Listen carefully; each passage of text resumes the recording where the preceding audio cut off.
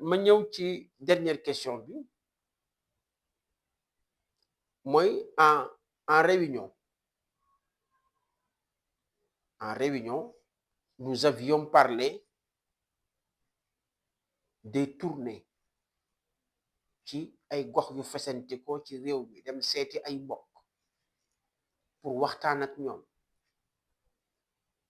sur beaucoup de sujets, hein, sur beaucoup de sujets. Des sujets qui touchent la population sénégalaise ou la population de leur localité. Tournée yooyu, nous en avons parlé en réunion, en long et en large.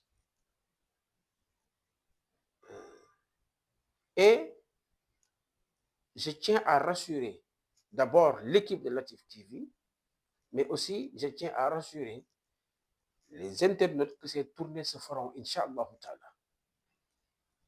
Mais comme tout travail sérieux, il faut une bonne préparation. Parce que qui va loin ménage sa monture. Kon ñi ngi koy préparer am na déjà ñu ñu ciblé xam nga tey mënuñu def tournée bàyyi waa Simon ñooñu élément clé lañu ci Latif TV mënuñu def tournée bàyyi waa Yeen élément clé la bàyyi mbokk yi nekk ci Géejawaay ak yeneen béréb yi nga xam ne ñi ngi ci Sénégal te attention incha allah am na tournée yoo xam ne dañuy dem ba extérieur tourné ko fa dem seeti fa ay mbokk waxtaan ak ñoom loolu yëpp ñi ngi koy liggéey et li tubaab bi di wax yéen ñi jàng tubaab nga xam ne macha allah yàlla may na leen ci culture générale dafa am lu ñuy wax la partie visible de l'iceberg lii daal bëggoon nañ ko am ak yéen jotaay waxtaan ci niñ ko professeur proposé di wax ñëpp nag ñu jàpp ci liggéey bi ci xalaat ci contribution ci commentaire ci partage pour ñu gën a mën a yaatal liggéey bi nga xam ne ñi ngi koy liggéeyal sunu askan parce que tey ñun ñëpp nous sommes d'accord que Sénégal jafe na que Sénégal diis na waaye bu ñëpp àndee lu diisoon woyof te pour ànd bi am il faut que ñu fexe ba xol yi delluwaat nekk benn nit ñu juboo dama koy wax toujours damay wax ne Sénégal li ko mën développer mooy nit ñi fexe ba juboo te nit ñu juboo wuñu il y a trop de haine dans ce pays trop de haine et l'Iran a montré la voie du développement mooy parler peu et bien quand il faut parler peu et bien quand il le faut travailler beaucoup et se taire éduquer, former et encadrer sa population et être toujours dans l'essentiel. Tout faire pour éviter les palabres et les détails qui ne sont pas importants. lii buñ ci demul dañuy sonn rek mais réew mi du dem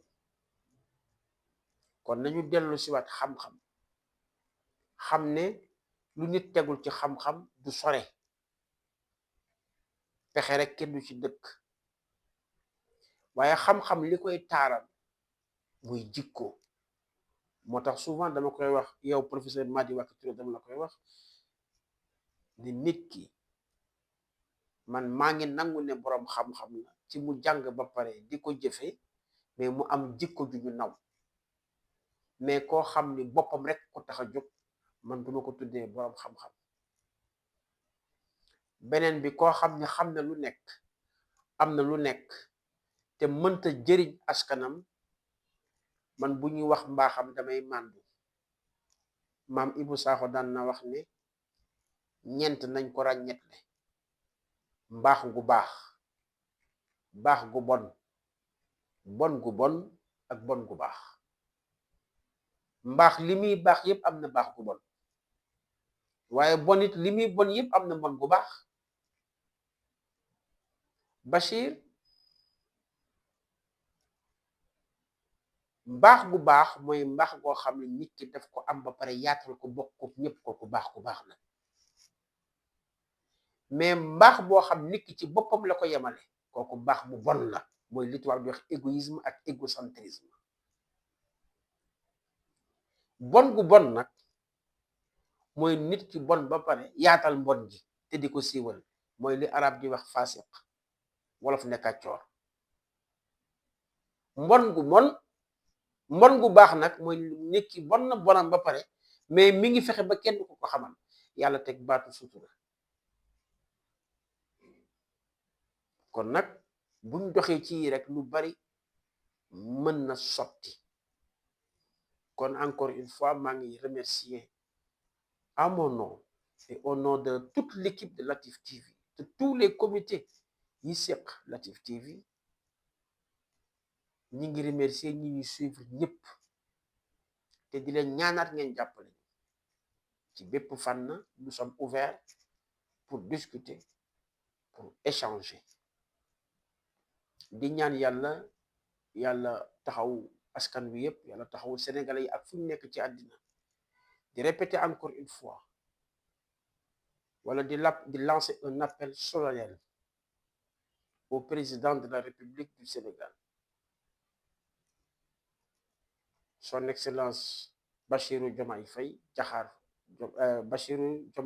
Faye, au premier ministre Ousmane Sonko, aux membres du gouvernement, mais aussi particulièrement au ministre des Affaires étrangères et des Sénégalais de l'extérieur. ñu gën a bàyyi xel sénégalais yi nekk bitim réew, bari na ñu sonn trop pour am passeport,